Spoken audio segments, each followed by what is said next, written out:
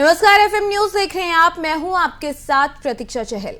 Acting से politics में पैर जमाने वाले भगवंत मान आज एक नई पारी की शुरुआत करने जा रहे हैं। कि केवल भगवंत मान की पारी का नहीं, बल्कि पंजाब में आज से एक नए दौर का आगाज भी हो रहा है, जहां आज आम आदमी पार्टी के नेता भगवंत मान दोपहर 12:30 बजे पंजाब के मुख्यमंत्री पद की शपथ लेंगे। पंजाब विधानसभा चुनाव में आम आदमी पार्टी को प्रचंड जीत मिली। भगवंत मान का शपथ ग्रहण समारोह भगत सिंह के गांव खटकट कला में होगा। मान पंजाब के 17वें सीएम होंगे। बताया जा रहा है कि आज सिर्फ भगवंत मान शपथ लेंगे, बाकी मंत्रियों का शपथ ग्रहण बाद में होगा। शपथ ग्रहण समारोह के लिए गांव में बने भगत सिंह मेमोरियल में के सामने तैयारियां पूरी हो चुकी हैं। शपथ ग्रहण के लिए 3 मंच बनाए गए हैं। मुख्य मंच पर राज्यपाल और भगवंत मान होंगे। शपथ ग्रहण भी इसी मंच पर होगा। मुख्य मंच की दाहिनी तरफ जो मंच बना है उस पर पंजाब के सभी नवनिर्वाचित विधायक बैठेंगे और मुख्य मंच की बाईं तरफ बने मंच पर दिल्ली के मुख्यमंत्री अरविंद केजरीवाल अपनी पूरी कैबिनेट के साथ बैठेंगे। 15 से 20 मिनट का ये पूरा कार्यक्रम होगा। शपथ ग्रहण के बाद भगवंत मान 5 मिनट की एक स्पीच भी देंगे। भगवंत मान ने पंजाब के लोगों को अपने शपथ ग्रहण समारोह के लिए आमंत्रित किया। मान ने लोगों से बड़ी संख्या में समारोह में शामिल होने की अपील करते हुए पुरुषों को पीली पगड़ी और महिलाओं को पीला चोला यानी कि पीला दुपट्टा पहनकर आने के लिए भी आग्रह किया है। शपथ ग्रहण समारोह नवाशहर जिले के महान स्वतंत्रता सेनानी भगत सिंह के पैतृक गांव खटकट कला में होगा। इसको लेकर सुरक्षा के चाक चौबंद इंतजाम भी कर दिए गए हैं।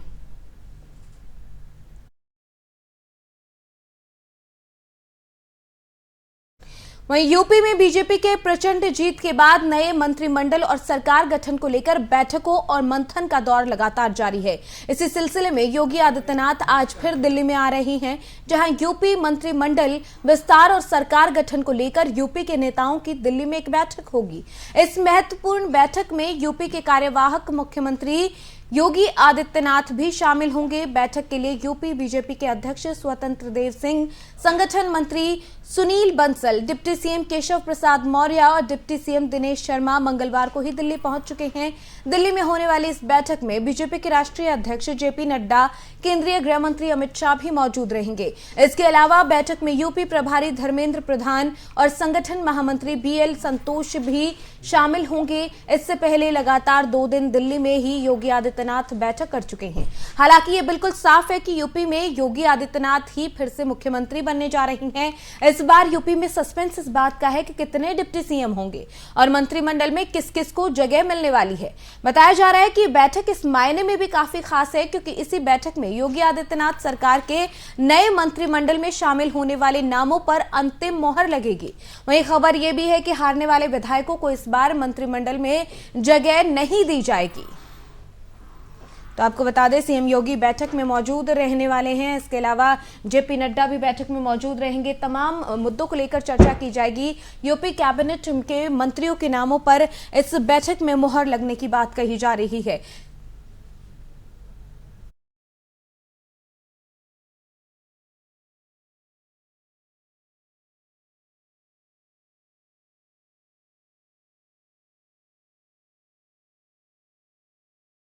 पांच राज्यों में हाल में हुए विधानसभा चुनाव में करारी हार के बाद कांग्रेस के भीतर कलह साफ नजर आ रही है।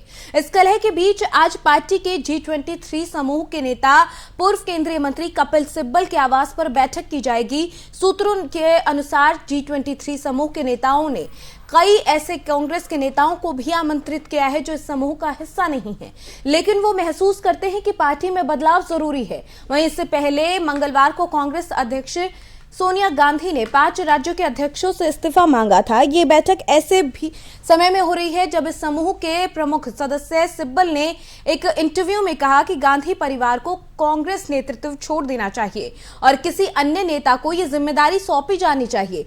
पूर्व केंद्रीय मंत्री वीरप्पा मोइली की तरफ से समूह को खुद को अलग किया जा चुका है और इससे 2 अन्य सदस्य जितिन प्रसाद और योगानंद शास्त्री पहले ही पार्टी छोड़ चुके हैं। बता दें कि यूपी पंजाब, उत्तराखंड, गोवा और मणिपुर विधानसभा चुनाव में कांग्रेस की करारी शिकस्त के बाद कांग्रेस के नेतृत्व ने पांचों चुनावी राज्यों के पार्टी अध्यक्षों से इस्तीफा देने को कहा। कांग्रेस अध्यक्षा सोनिया गांधी के इस निर्देश के कुछ देर बाद ही उत्तराखंड प्रदेश कांग्रेस कमेटी के अध्यक्ष गणेश गोदियाल, यूपी कांग्रेस कमेटी के अध्यक्ष अजय कुमार लल्लू ने अपना इस्तीफा सौंप दिया। वहीं पंजाब के अध्यक्ष नवजोत सिंह सिद्धू ने भी अपना इस्तीफा इस मसले के बाद सौंप दिया है।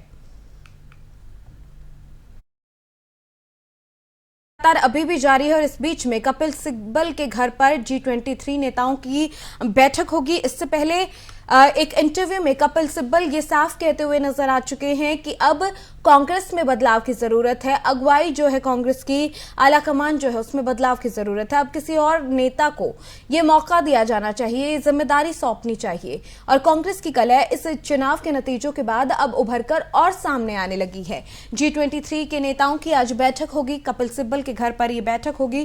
क्या कांग्रेस में एक बार फिर यहां पर बड़ी बगावत देखने को मिलेगी? कई ऐसे मसले हैं जिसको लेकर चर्चा लगातार जारी है, सवाल भी लगातार उठ रहे हैं।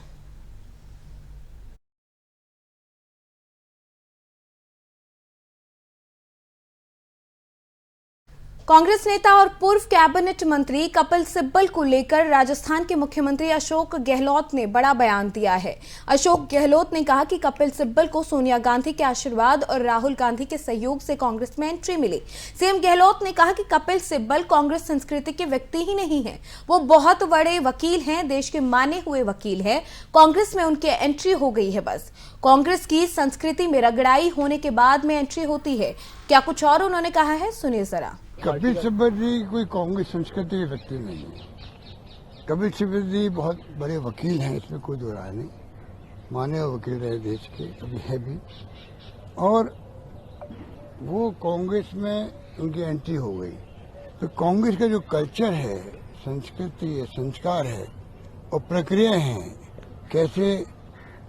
कैसे जमीन पे कार्यकर्ता के रूप में रगड़ाई हो पहले, फिर धीरे धीरे वो ब्लॉक में जिले के अंदर आए, उसके बाद में उसको चांस मिलता है प्रदेश में आने का। कोई विधायक बनता है, कोई मेंबर पार्लियामेंट बनता है, कोई मंत्री बनता है, कोई मुख्यमंत्री बनता है, कोई कुछ नहीं बनता है, वो काम करता रहता है। तो कपिल सिब्बल साहब को बहुत चांस मिला है। सोनिया गांधी जी के आशीर्वाद से, राहुल गांधी के सहयोग से उनको केंद्रीय मंत्रिमंडल में जगह मिली है। वो पार्टी के स्पोक्स पर्सन भी रहे हैं और उनके मुंह से ऐसे अल्फाज निकलना बहुत ही दुर्भाग्यपूर्ण है।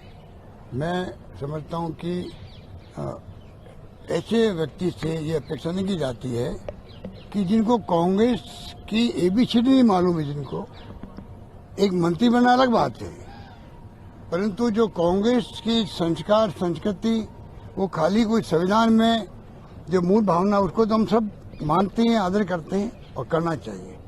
परंतु जो कांग्रेस का संघर्ष हुआ आजादी के पहले, आजादी के बाद में इंदिरा गांधी की हत्या हो गई और राजीव गांधी की हत्या हो गई, सरदार बेन सिंह जी की हत्या हो गई, देश नाबूद कर दिया, आतंकवाद को खालिस्तान नहीं बनने दिया। ये कभी सिब्बल भूल जाते हैं क्या?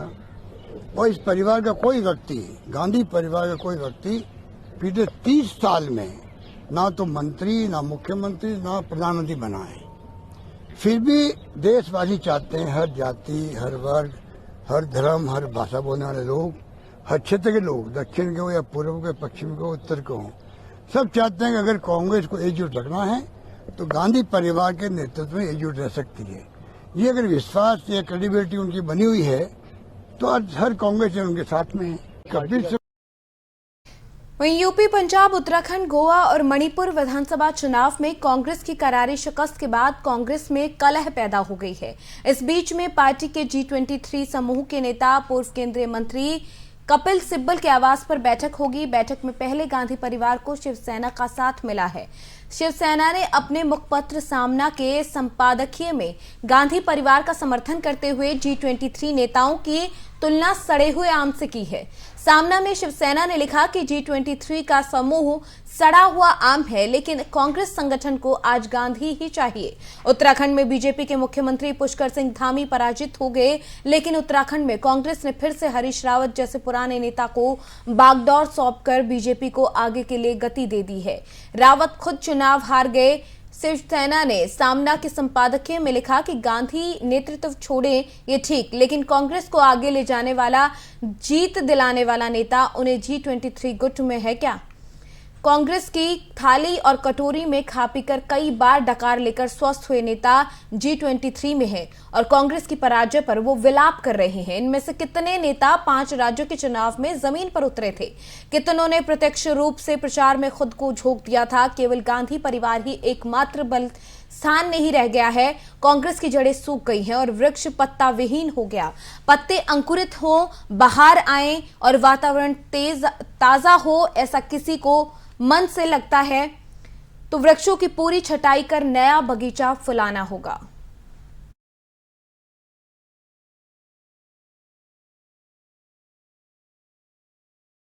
वहीं कर्नाटक में हिजाब विवाद को लेकर हाईकोर्ट ने अपना फैसला सुनाया, जिसमें कोर्ट ने साफ किया है कि शैक्षणिक संस्थानों में हिजाब को इजाजत नहीं दी जा सकती। कर्नाटक हाईकोर्ट के इस फैसले को लेकर पाकिस्तान से भी प्रतिक्रिया सामने आई है। पाकिस्तान के विदेश मंत्रालय ने इस्लामाबाद में भारतीय राजदूत को तलब किया। पाकिस्तानी मंत्रालय ने कर्नाटक के हिजाब विवाद पर भारतीय राजनयिकों के सामने गंभीर चिंता दर्ज करवाई है। पाकिस्तान ने कर्नाटक में मुस्लिम छात्राओं के हिजाब पहनने से रोकने का दावा करते हुए निंदा की। पाकिस्तान ने शिक्षण संस्थानों में हिजाब पहनने पर पाबंदी के फैसले पर गंभीर जो चिंता है वो जताई है और दावा किया है कि यह फैसला धार्मिक रीति रिवाजों की स्वतंत्रता के सिद्धांत को बरकरार रखने में विफल हुआ है और मानव अधिकार का अतिक्रमण करता है। इस पर भारत के वरिष्ठ राजनयिक इस्लामाबाद में इंडियन चार्ज की अफेयर्स जो है सुरेश कुमार ने पाकिस्तान के आरोपों को सिरे से खारिज करते हुए करारा जवाब दिया। इससे पहले पाकिस्तान के विदेश मंत्री शाह महमूद कुरैशी, सूचना मंत्री फवाद चौधरी और विपक्षी नेता मरियम नवाज ने भारत पर निशाना साधते हुए हिजाब विवाद को भड़काने की कोशिश की थी। बता दें, कर्नाटक हाईकोर्ट ने कक्षाओं में हिजाब पहनने की अनुमति देने का अनुरोध करने वाली उडुपी स्थित गवर्नमेंट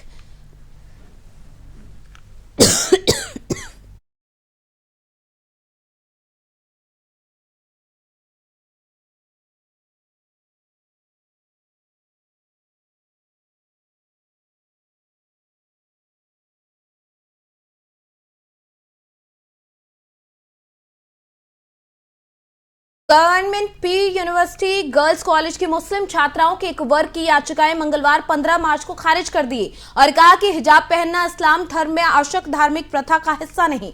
3 जजों की बेंच ने कहा कि स्कूल की वर्दी का नियम एक उचित पाबंदी है और संवैधानिक रूप से स्वीकृत है, जिस पर छात्राएं आपत्ति नहीं उठा सकती।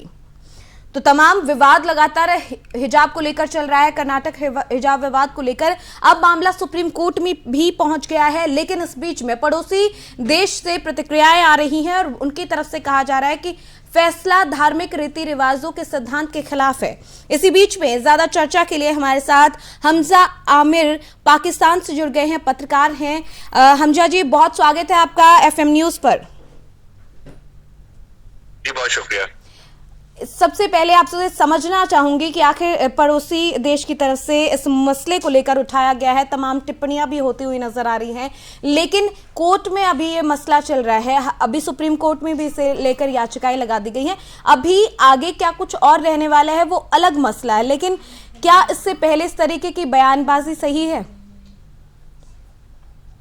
देखिए, बयानबाजी का रेफरेंस क्या है? कोर्ट का, कर्नाटक कोर्ट का फैसला है ना। कोर्ट का जो फैसला आया है वो एक गलत प्रिंसिपल के ऊपर बेस हुआ है। कोर्ट ने कहा है कि इस्लाम में हिजाब को लेके कोई जरूरी नहीं है कि हिजाब पहने और जो खवातीन है या फीमेल्स हैं, जबकि ऐसा नहीं है। इस्लाम में ये जरूरी है कि खवातीन अपने आप को पर्दे में रखें, पर्दा करें, और ये उनको एक तरह से एक टीचिंग, एक लॉ है इस्लाम में जो कि फॉलो करना जरूरी है हर मुसलमान औरत का। तो इस कोर्ट का जो रेफरेंस है वो ही गलत है। उन्होंने मजहब की जो टीचिंग है उसकी इंटरप्रिटेशन गलत की है। इसी वजह से जो है इसके ऊपर शोर बचा है और बयान आना शुरू हुए हैं कि कोर्ट को ये देखना चाहिए कि क्या उन्होंने किसी वहां पे रिलीजियस स्कॉलर, इस्लामिक स्कॉलर से रेफरेंस लिया, क्या उनसे मशवरा किया? अगर किया होता तो वो साफ बता देते कि ऐसा नहीं है कि इस्लाम में इस चीज की कोई कंपल्जन नहीं है, कोई जरूरी नहीं है।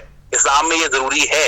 जहां तक स्कूलों का ताल्लुक है, तो जो लड़कियां यूनिफॉर्म पहन के जाती हैं वो भी उसके ऊपर हिजाब पहन के जाती हैं। अगर वो नीचे यूनिफॉर्म नहीं पहनेंगी तो उनके ऊपर डिसिप्लिनरी एक्शन लगाए। देखिए हमजा जी, मैं आपकी एक बात से सहमत हूँ कि ठीक है, धर्म को लेकर इस तरह की टिप्पणी नहीं होनी चाहिए, चाहे धर्म कोई भी हो गया, मुस्लिम धर्म हुआ, हिंदू धर्म हुआ या सिख धर्म हुआ, ठीक है। लेकिन अब ड्रेस कोड की अगर बात की जाए, क्योंकि ड्रेस कोड में जिस तरीके से स्कूलों में सबसे पहले ड्रेस कोड इसीलिए लागू किया गया था कि जो स्टूडेंट्स है वो इक्वलिटी फील करे, वहां पर किसी भी तरीके का उन्हें ये फील ना हो कि हम दूसरों से अलग हैं। आप मानेंगे इस बात को, क्योंकि ड्रेस कोड का कारण यही था, स्कूल यूनिफॉर्म का और भाईचारे को बढ़ाना।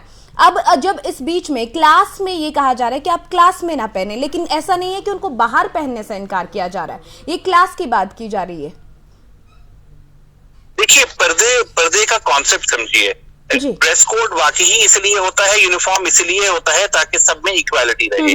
अगर कोई बच्ची स्कूल आ रही है, वो अगर अपने हिजाब के, अपने बुर्के के नीचे घर के कपड़े पहन के आ रही है और यूनिफॉर्म नहीं पहन रही है, तो एक इशू बन सकता है। लेकिन जो हिजाब का कॉन्सेप्ट है ना, वो ये नहीं है कि आप जब बाहर निकले तो हिजाब करें, उसमें कॉन्सेप्ट है महरम और ना महरम का।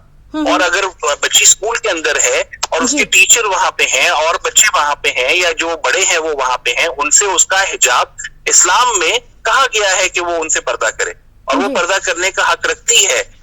मेरा मकसद ये है कहने का कि कोर्ट ने अगर रेफरेंस देना था ना, तो कम से कम मजहब का नहीं देना चाहिए था, क्योंकि मजहब ये नहीं कहता। यही रेफरेंस उनका गलत हो जाता है उनके वर्डिक्ट के ऊपर। अगर वो ये कहते कि हाँ जी, स्कूल का डिसिप्लिन इस वजह से डिस्टर्ब होता है क्योंकि इक्वालिटी नहीं मेंटेन होती है, तो वो समझ भी आती थी, क्योंकि वो सोसाइटल वैल्यू है, वो एक डिसिप्लिनरी एक्शन है। लेकिन मजहब को इस चीज के अंदर अगर लेके आएंगे तो मजहब तो ये बिल्कुल भी नहीं कहता। देखिए हमजा जी, बहुत सारे पॉइंट इस फैसले के वक्त में ध्यान में रखे गए हैं। और जहां तक आपने बात की, पीठ में एक मुस्लिम जज भी मौजूद थे, 3 जो जज थे उनकी पीठ थी ये। तमाम जो मसले थे उनको लेकर जो याचिकाएं छात्राओं की तरफ से लगाई गई थी, वो उन सब जो याचिकाएं हैं उनके ऊपर टिप्पणी हुई थी, उन तमाम जो याचिकाएं हैं उन पर चर्चा भी हुई थी। लंबा वक्त लगा इसी फैसले को आने में, ये पहले भी आ सकता था। लेकिन बात यहाँ पर ये है, देखिए स्कूल यूनिफॉर्म की अगर बात की जाए, क्योंकि भारत में हर स्कूल में हर धर्म के बच्चे पढ़ते हैं और वहां पर फिर हर धर्म के बच्चे अगर यही मांग करने लगे, क्योंकि फिर सब ये कहेंगे कि जी हिंदू वाले हम कह रहे हैं हम जनेऊ पहन के आते हैं या फिर दूसरे धर्म के, तो फिर वहां पर बात वही आती है ना कि फिर वहां वो इक्वालिटी वाली बात कहाँ से आ जाएगी। फिर तो वो फर्क तो अपने आप दिखने लग जाता है ना स्कूल के अंदर। मैं सिर्फ शिक्षा के मंदिर की बात कर रही, कहीं और की बात नहीं कर रही। देखिए, अगर किसी की ये रिक्वायरमेंट है मजहब की और वो पहनना चाहे, तो उसमें एजुकेशन का उससे कोई ताल्लुक नहीं होना चाहिए। इंस्टीट्यूशन में जो डिसिप्लिन है वो यूनिफॉर्म बेस्ड है और एजुकेशनल इंस्टीट्यूट है, वो वहां पे उनकी तालीम के लिए है। अगर तालीम में कोई डिफरेंसेस आ रहे हो तो समझ आती है। देखिए, मजहब को तालीम के साथ जोड़ना एक ज्यादती है, चाहे वो किसी भी मजहब को भी आप जोड़ दीजिए। आपने ये देखा, अगर एक बच्ची हिजाब पहन के आई है तो दूसरे वहां पे क्या कर रहे थे, वो भी तो अपने गले में लाल वो लपटके रख के जो है, वो भी तो एक अलग सा एक मजहबी नारा लगा रहे थे ना। ये भी तो हो रहा है। तो इस चीज को फ्लेयर करना इंतहाई गलत है। मजहब का तालीम से ताल्लुक नहीं होना चाहिए, क्योंकि फिर ये डिस्क्रिमिनेशन आती है। ये ऊपर के लेवल के ऊपर गलती है कि आपने मजहब को लेके तालीमी इदारों तक जो है वो तालीम से उसका जोड़ कर दिया है, जबकि ऐसा नहीं है। और जहां तक वो जो मुस्लिम जज की आप बात करी है, मुस्लिम जज नहीं, मुस्लिम स्कॉलर, वहां पे कोई कमेटी होगी, कोई मौलाना होंगे वहां पे जिनसे मशवरा करना चाहिए था। अगर करते ना तो बोर्ड के सामने बहुत क्लियरली आता, क्योंकि इसके दोहराए कोई नहीं है, इसके ऊपर कोई आगे पीछे की बात नहीं है। मजहब में, हमारे इस्लाम में वो बहुत साफ अल्फाज में उसमें डायरेक्टिव्स, उसमें ऑर्डर दिया हुआ है। तो जो एक ऑर्डर है, अगर वो कोई फॉलो कर रहा है, और वो दोबारा मैं ये कह रहा हूँ, वो हिजाब के नीचे अगर वो घर के कपड़े पहन रहे हैं और स्कूल का यूनिफॉर्म नहीं पहन रहे तो एक बात बनती है। लेकिन अगर वो यूनिफॉर्म पहन के आ रही है बच्ची और वो ऊपर से हिजाब कर रही है, तो वो अपने रिलीजियस उसको फॉलो कर रही है। उसके ऊपर वो ना एजुकेशन सिस्टम को चैलेंज कर रही है, ना वो टीचर्स को चैलेंज कर रही है, ना वो एडमिनिस्ट्रेशन को चैलेंज कर रही है। तो मेरा नहीं ख्याल कि इसको इस चीज के ऊपर से जो है ना साथ जोड़ना चाहिए। हाँ, कोर्ट ने जो, अगेन मैं वही दोबारा कह रहा हूँ, कोर्ट ने इस मजहब का कहा कि मजहब में ये जरूरी नहीं है, तो उनका ये, क्योंकि ये उनका जो पर्सपेक्टिव, जो रीजनिंग है वो गलत है, उसकी वजह से ही जो है उसके ऊपर कंसर्न रेज हो रहे हैं यहाँ से भी पाकिस्तान से। जी हमजा जी, चलिए अब मामला सुप्रीम कोर्ट में पहुंच गया और आगे अब इससे को लेकर क्या कुछ कोर्ट में रहता है वो देखने वाली बात होगी। बहुत शुक्रिया, आप हमारे साथ यहाँ पर जुड़े, आपने अपना कीमती वक्त हमें यहाँ पर दिया है और बहुत अच्छे से आप चर्चा का हिस्सा भी बने। बहुत शुक्रिया आपका।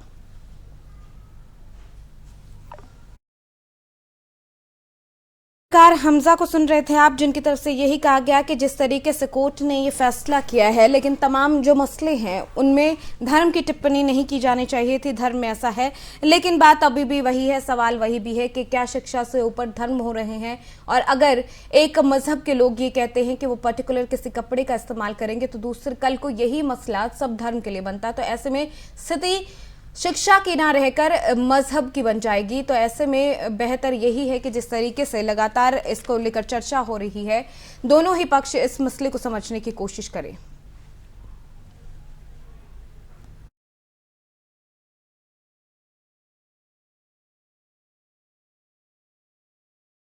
हिजाब मामले को लेकर असम के सीएम हिमंत विश्व शर्मा ने क्या कुछ कहा है, वो भी सुन लीजिए जरा। मुसलमान का जो पहला कर्तव्य है, जहां तक मैं जानता हूं कुरान को, शिक्षा लेना है। हिजाब का बात पीछे आता है, शिक्षा पहले आता है। तो स्कूल को कोई हम रिलीजियस ड्रेस कंपटीशन का एक मंच ना बनाए।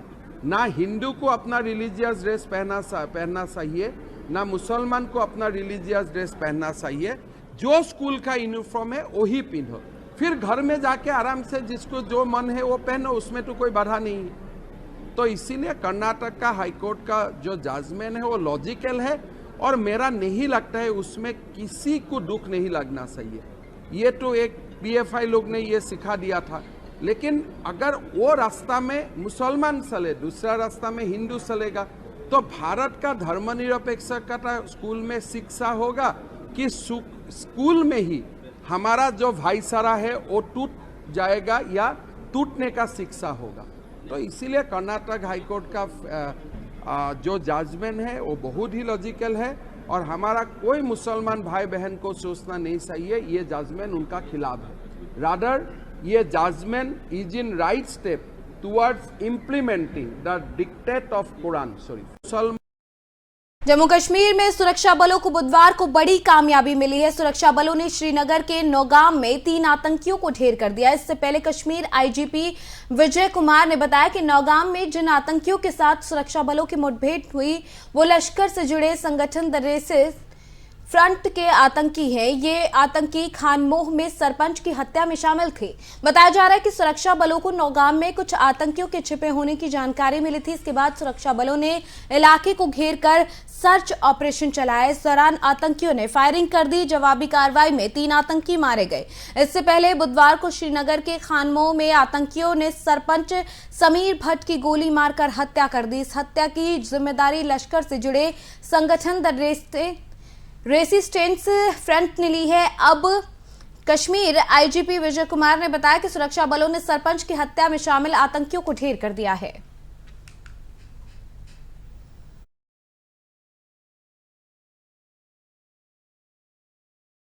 चलिए, बुलेटिन में फिलहाल मेरे साथ इतना ही। आप देखते रहिए एफएम न्यूज। नमस्कार।